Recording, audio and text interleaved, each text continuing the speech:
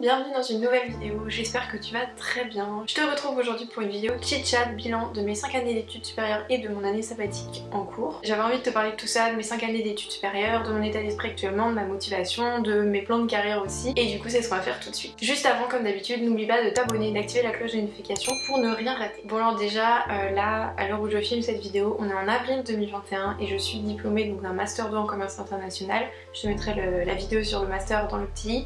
Depuis septembre 2020 où j'ai passé ma soutenance et j'ai rendu mon mémoire. Et franchement, je trouve que tout ça c'est allé super vite. 5 années c'est pas beaucoup dans la vie, mais c'est évidemment des années importantes et je trouve qu'elles sont passées beaucoup trop vite et que j'ai pas forcément assez profité. Dans cette vidéo, je voulais te parler de ce que j'en retire, de ce que j'ai compris, de ce que j'ai appris grâce à ces années d'études et puis à mon année sabbatique en cours du coup. Et la première chose que j'ai évidemment retenue et que j'ai vraiment intégrée, c'est qu'il y a une part d'apprentissage qui est très importante évidemment, puisque je suis allée à la fac, j'ai passé 5 années à apprendre des choses, à développer mes connaissances, à acquérir des compétences. Et je pense aussi que ça vient du fait que la filière LEA c'est une filière très polyvalente. J'ai eu beaucoup de matières différentes, elles m'ont pas toutes plu évidemment, mais j'ai appris beaucoup de choses, j'ai découvert plein de nouvelles matières que je ne pensais jamais apprécier. Après ça a clairement pas été toujours facile, hein. Je me suis pris des taux, je me suis foirée à des devoirs, j'ai pas tout compris non plus, il y a des matières qui sont plus difficiles que d'autres. Et ce qui est bien aussi avec tout cet apprentissage, et je pense que là aussi ça vient du fait que c'est une filière très polyvalente, c'est que j'ai vraiment pu découvrir beaucoup de choses, j'ai pu élargir ma culture générale, découvrir des domaines que je ne connaissais pas, j'ai pu aussi développer mon esprit critique, ma capacité d'analyse,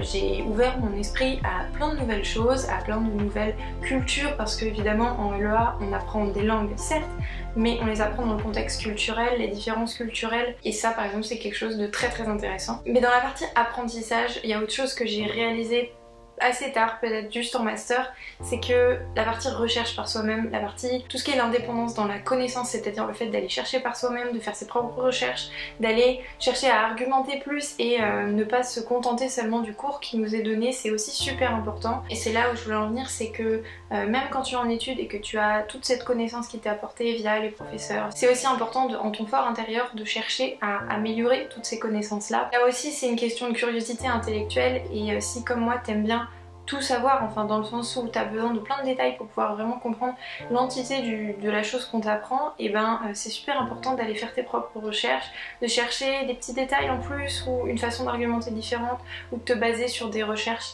scientifiques pour pouvoir argumenter dans tes devoirs etc. et ne pas te contenter de ce qu'on t'a appris, puisque c'est aussi une question de compétition, c'est-à-dire que si tous les élèves d'une même classe n'apprennent que le cours du prof, ils vont tous avoir la même chose à dire, et même si évidemment le contenu du cours est pertinent, c'est bien aussi d'apporter son propre point de vue, ses propres connaissances. Il y a un truc aussi qui m'a beaucoup marqué quand j'étais à la fac, et notamment en master où on avait vraiment des cours moins théoriques et plus pratiques, quoique ça dépend d'être certain, mais on avait beaucoup discuté avec les personnes avec qui j'étais de ma promo et moi j'ai toujours été du genre à vouloir accumuler le maximum de compétences. Et c'est vrai que tous les cours n'étaient pas aussi intéressants, enfin on n'avait pas tous des appétences pour ces cours-là en particulier, et on a beaucoup discuté du fait que voilà, pour certains il y avait des cours qui étaient complètement inutiles, enfin qui ne les intéressaient pas parce que c'était inutile, ils savaient dans leur vie professionnelle parce qu'ils avaient des plans précis pour leur carrière. Et moi je pense que comme je sais pas exactement ce que j'ai envie de faire encore, enfin j'ai des idées hein, évidemment, si je pouvais décider demain de rentrer dans telle entreprise pour faire tel métier je le ferais, mais je suis plutôt du genre à grappiller toutes les informations pour pouvoir développer mon propre point de vue, et du coup j'étais contente en fait de découvrir plein de matières différentes, même si c'était dur, même si c'était pas forcément utile au moment présent, juste par curiosité intellectuelle pour agrandir ma culture générale, parce que j'aime bien comprendre de quoi on parle quand on écoute les informations par exemple, ou voilà, être un peu au courant de tout ce qui se passe. Et moi ma philosophie de vie c'est pas seulement de faire des études pour avoir un travail derrière, avoir un métier, une carrière etc, mais aussi juste pour son propre développement personnel. J'aime bien tout simplement, voilà, je suis une fille des études, j'aime bien apprendre, c'est tout. Il y a une deuxième chose que je retire de ces 5 années d'études supérieures, c'est que j'aurais dû plus profiter de ma vie étudiante, des opportunités qui m'étaient faites pendant ces études. J'ai, je pense, été un peu trop focus, surtout en licence, sur la fac, les cours, les apprentissages, réviser ses devoirs, faire des exposés, acquérir des connaissances, tout ça, et j'ai quand même un peu profité, hein. Je suis sortie, j'ai vu des amis, j'ai vécu la vie étudiante aussi, mais sans vraiment en profiter en fait. C'était toujours un truc un peu j'avais pas très envie de le faire. Je sortais mais c'était sans grande conviction. J'avais pas envie de rester tard. J'étais pas dans le mood en fait. Et quand je suis arrivée en master, j'ai rencontré plein de copines. Enfin j'avais déjà des connaissances mais j'ai rencontré un grand groupe de copines avec qui pour le coup j'avais très envie de sortir. Et c'était super chouette parce que je t'avais déjà dit, je crois dans ma vidéo sur le bilan que je te mettrai dans le petit, mais j'ai jamais autant bossé et profité de la vie étudiante que quand j'étais en master. Justement parce que on était à la fois copines à la fac, mais dans la vie extérieure aussi, et donc on s'entraidait quand on était à la fac, on révisait ensemble, on faisait tout ensemble, les cours, les révisions, les préparations de partiels, les exposés, etc.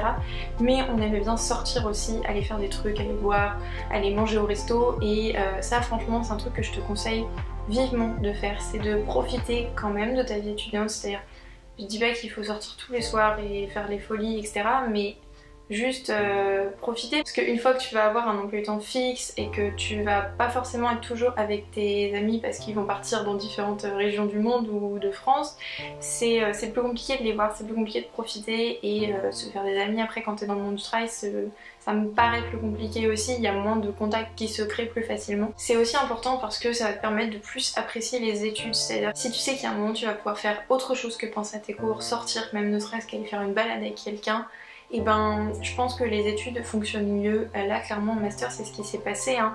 J'avais des temps dédiés au travail parce que je savais que ce soir là on sortait, ce soir là on allait manger au resto, ce soir là on se faisait voilà, un petit apéro ou un truc comme ça, et du coup tu te fixes plus un emploi du temps que tu vas avoir tendance à plus respecter parce que t'as envie de sortir, t'as envie de faire autre chose. Et en fait ça améliore ta balance vie pro, vie perso en fait. Et puis quand t'es étudiant c'est aussi le moment où tu te formes, enfin tu te crées un avenir en fait social. Et je trouve ça primordial de pouvoir profiter de tout ça quand t'es étudiant. Et tu vois par exemple, je pensais bêtement hein, que suite à mon master, suite à mon stage, j'allais chercher peut-être 3-4 mois un boulot et tomber sur une offre qui me plaisait bien, j'allais être prise, ça allait bien se passer, etc. Enfin que ça allait être rapide en fait le processus de passer de la vie étudiante à la vie pro. Bon, le Covid est arrivé et du coup ça a tout bousculé, ce qui fait que en fait j'ai pris comme une année sabbatique. Là je suis en service civique, je t'en avais parlé aussi dans une vidéo que je te mettrai là. En fait suite à mon master, j'ai cherché du travail pendant quelques semaines, pas très longtemps, et ça m'a grave saoulée, genre c'est déjà suffisamment déprimant comme ça. Et en fait du coup j'ai eu vent d'une offre de service civique, j'ai postulé, j'ai été prise et j'ai commencé mon service civique mi-octobre. Et donc ça fait quelques mois maintenant que j'y suis, je termine en juillet 2021, donc là dans 2 mois. Et ben ça a été la meilleure décision que j'ai jamais prise je crois. Bon déjà je pense qu'au début j'ai vraiment pris cette décision en mode bon de toute façon ça me saoule de chercher des offres d'emploi, je ne trouve rien. Littéralement au mois de septembre il y avait 0 offre en marketing produit, il y avait 0 offre en marketing tout court, il y avait que des offres de stage de 2 mois donc non rémunérés, des alternances parce que du coup il y avait des primes pour les alternants, très peu de postes fixes, et encore moins de CDI, et encore moins en marketing où je pense que pour le coup les entreprises ont dû se dire bon c'est pas des postes primordiaux donc on peut les... Voilà, on n'a pas besoin d'embaucher quelqu'un dans ce domaine-là.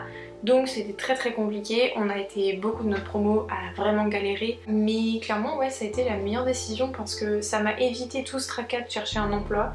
Et quand je vois l'état dans lequel étaient certaines de mes copines quand elles ont cherché du boulot et qu'elles ont mis du coup 6 mois à trouver, je me dis que j'ai pris la bonne décision, ça m'a évité tout ça. Et en fait je me suis dit que je prenais pas spécialement de risque à faire ça pendant un certain temps, d'autant plus que le contrat de service civique est assez flexible, donc c'est à dire que si t'as un CDD de plus de 6 mois ou un CDI tu peux partir de ton service civique sans préavis. Donc c'est ce que je m'étais dit, si jamais tu trouves quelque chose, enfin que je continue à chercher, et si jamais je trouve quelque chose vraiment qui m'intéresse, qui correspond à ce que j'ai envie de faire, dans ce cas là je partirai et je pourrais justifier du coup mon départ par ce CDD ou ce CDI de plus de 6 mois hein, généralement. Sauf que bon au final j'ai pas cherché hein, clairement, j'ai vraiment abandonné la recherche à partir du moment où j'étais en service civique, et là je m'y remets tout juste en fait là au mois d'avril parce qu'il va falloir que je trouve quelque chose. Je pense que dans un autre contexte, c'est-à-dire que si le marché de l'emploi avait été normal, qu'il n'y avait pas eu cette crise, clairement bon, j'aurais trouvé un boulot plus facilement je pense honnêtement, mais du coup j'aurais pas fait de service civique non plus, et je me serais pas laissée tenter par un service civique après un master, enfin ça me serait pas venu à l'idée. Et du coup avec du recul maintenant je me dis que du coup c'était une très bonne décision. Ça m'a permis de me rendre compte que j'avais besoin d'un break niveau professionnel, c'est peut-être con hein. Ça fait 5 ans que je suis dans la même branche, ça fait 20 ans que je fais des études hein, grosso modo depuis la maternelle. Donc en fait c'était chouette de faire un break comme ça où ça n'a rien à voir avec mes études. Je mets pas en jeu mes connaissances, je mets pas en jeu mes compétences, j'ai pas d'objectif professionnel, je vois pas ça comme une expérience pro dans le sens qui va m'aider à acquérir quelque chose pour un futur travail, c'est plus une expérience personnelle, un projet personnel que je tiens à développer. Et puis ça me fait quelque chose à faire en fait, tout simplement. Là, à l'heure actuelle, je ne m'imagine pas n'avoir rien fait. Enfin, de toute façon, même si j'avais pas fait service civique, je pense que j'aurais trouvé un petit boulot, même de l'intérim, quelques heures par semaine, par-ci par-là, ou un petit boulot à la caisse ou quelque chose, parce que clairement, je n'aurais pas pu rien faire. Clairement, j'aurais pas pu rien faire 12 heures par jour. Ça m'aurait genre littéralement tué, j'aurais pas été bien du tout. Là au moins c'est quelque chose de fixe, de stable, je suis en contact avec des gens, je suis en contact avec des enfants. Et du coup clairement ce que j'en retire c'est que j'ai bien fait de faire ce service civique, ça me permet d'avoir un laps de temps sans enjeu professionnel en fait. Et je sais plus si je t'en avais déjà parlé ou pas, mais du coup j'ai fait un stage de... Alors j'ai fait 2 stages quand j'étais en master, un stage en M1 qui s'est bien passé, généralement très bien passé, et un stage en M2 qui s'est un peu moins bien passé. Le Covid a joué un rôle aussi parce que du coup j'ai été une partie en confinement et ça s'est pas super bien passé, enfin j'ai pas tenu le truc en fait. J'étais pas fan du stage de manière générale et ça a été très compliqué, j'étais pas très bien dans cette période là et j'ai fini par prendre la décision d'arrêter mon stage il y a 1 an quasiment jour pour jour. Mais du coup ce laps de temps sans objectif professionnel avec le service civique, ça fait que j'ai eu le temps de réfléchir sur ce que j'ai envie de faire, ce que je n'ai pas envie de faire aussi en entreprise, des domaines d'activité qui m'intéressent, du type d'emploi que j'ai envie de faire, de la façon dont j'ai envie qu'on me traite, de la polyvalence ou non des missions que j'ai envie de faire. Et c'est hyper important finalement de prendre cette espèce de recul vis-à-vis de soi, de ces expériences.